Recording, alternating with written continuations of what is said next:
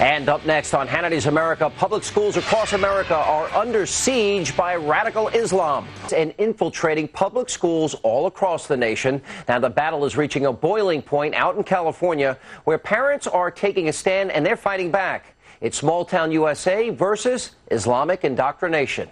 But I want to emphasize that we're not teaching Islam. We're teaching about Islam.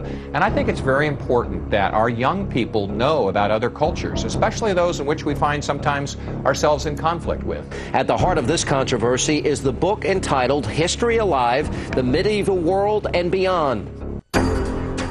One nation, under God. Just last week, concerned parents protested to the school board and have started a campaign to remove the textbook from the school district.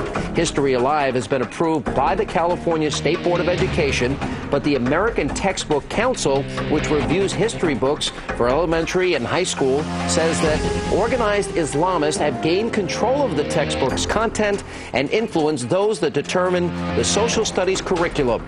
Daniel Pipes of the Middle East Forum agrees. There's in particular an organization called the Council on Islamic Education, which, to put it simply, is part of the Wahhabi lobby and has been very assiduous about making sure that everything touching on Muslims in American textbooks meets with their approval.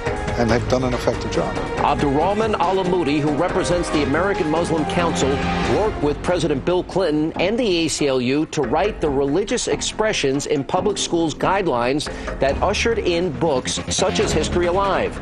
Today, Al-Amoudi sits in jail accused by the Treasury Department as one of al-Qaeda's top fundraisers in the U.S.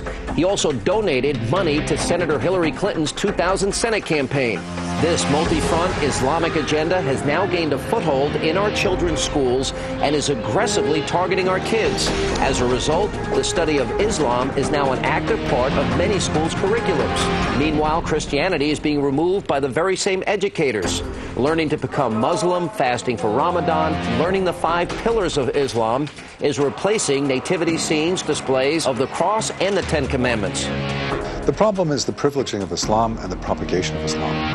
What we see over and over again is that the standard kind of treatment that Christianity in particular, and also Judaism get, does not apply to Islam. But the president of the Lodi Mosque, whose former imam was charged with supporting the Taliban, argues teaching Islam to American school children is equally as important as learning about European history. Sure, it's more important to learn all the American, and it will remove the weight against Islam. When asked why teaching Christianity is outlawed in most Muslim countries, the president was less forthcoming. It's fairly evident Islamic indoctrination and Christian denigration is now universal.